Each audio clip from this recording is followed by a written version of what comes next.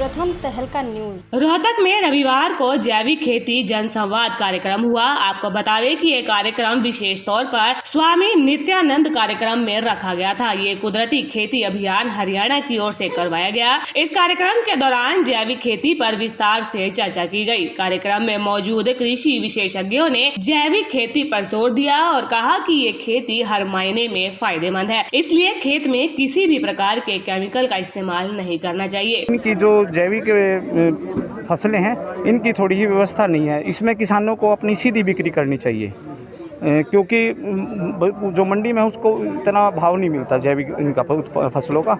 तो किसानों को चाहिए कि वो सीधी बिक्री करे। उसके 4-5 तरीके मैं बताना चाहूँगा किसान भाइयों को। सबसे पहले तो किसान भाई समूह में काम करें। दूसरा, अपना रजिस्ट्रेशन करें, प्रमाणीकरण करवाएं। इसमें हमारी भारत सरकार द्वारा PGS है, एक पार्टिसिपेटरी गारंटी स्कीम, वो चला रखी है। उसके तहत किसान भाई अपना पंजीकरण करवा सकते हैं। 10 किसानों का समूह मिलकर वो एक दूसरे की गारंटी देते हैं। उसमें भाई ये किसान सही कर रहा है, दूसरा दूसरी गारंटी देगा और मिलकर काम करते हैं। तो उसमें एक विश्वसनीयता भी होती है ग्राहकों की, भाई ये किसानों का समूह है। क्योंकि मान लो अगर एक आदमी किसान भी गड़बड़ करेगा तो 9 को भी नुकसान होगा। तो इसलिए उन दूसरे किसानों का भी उनके उस पर सामाजिक प्रेशर रहता है, भाई तुम सही करना, हमारा ग्रुप की वो हो जाएगी, नहीं तो आगे मार्केटिंग नहीं हो पाएगी। उसके लिए किसान भाई क्या कर सकते हैं, एक तो समूह में खेती करें, अपना प्रमाणीकरण करवाएं। और एक दूसरा है ना, 4-5 तरीके बताऊंगा। एक अपना रोड साइड मार्केट लगा सकते हैं किसान भाई। जैसे कोई रोड गुजर रहा है, वहाँ पे अपना किसान हट है, किसान मंडी लगा सकते हैं। इसके अलावा जैसे अपना आउटलेट भी खोल सकते हैं। और एक हमारी जैसे किसान बाज़ार लगते हैं, जो NCR है, गुड़गांव है, जो मेट्रो सिटीज़ है, उनमें भी हमारे किसान भाई संडे बाज़ार बोलते हैं, उसमें लगाते हैं। तो उसमें अगर ग्रुप में जाते हैं, मान लो मैं ही किसान हूँ, मैं चला गया तो मैं बाकियों का भी सामान लेके चला जाऊँगा, तो लागत भी कम हो जाएगी और उसमें खर्चा भी, एक आदमी सबका सामान बिक्री करके आ जाता है।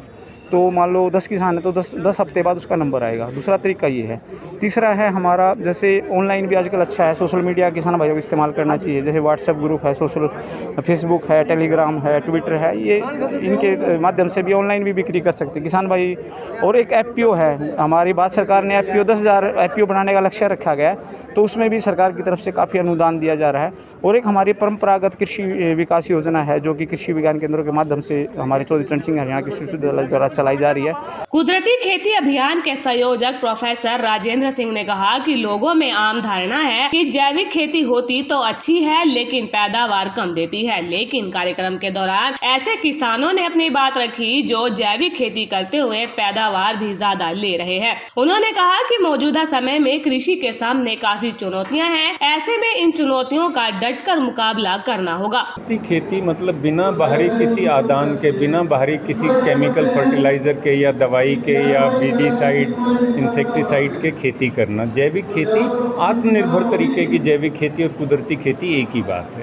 एक चीज़, आज हमारा कार्यक्रम का उद्देश्य ये है कि बहुत सारे लोग आमतौर पे मानते हैं कि जैविक खेती है तो अच्छी, पर पैदावार कम देती है। आज हमारा फोकस केवल हमने वो किसान पेश किए हैं जो आत्मनिर्भर जैविक खेती करते हुए केमिकल के बराबर की पैदावार ले रहे हैं, उससे बेहतर पैदावार ले रहे हैं। हमने किसान संगठनों को भी बुलाया हुआ है, कृषि वैज्ञानिकों को भी बुलाया हुआ है और आम किसानों को भी बुलाया है। ये है आज का मसला। कृषि के साथ काफ़ी चुनौतियाँ हैं, किस तरह दिन प्रतिदिन तो चुनौतियों का किस प्रकार से मुकाबला किया, किसान को किस तरह से नई तकनीक है उसके बारे में अवगत कराया जाए, क्या इसको? देखिए, खेती के साथ बहुत सारी समस्याएं, ये बात आपने सही कही है, परंतु आज केमिकल वाली जो खेती हो रही है उसकी तो पौष्टिकता ही कम होती चली जा रही है, वो सुरक्षित ही नहीं है। तो भोजन तो पौष्टिक तो होना ही चाहिए, सुरक्षित तो होना ही चाहिए।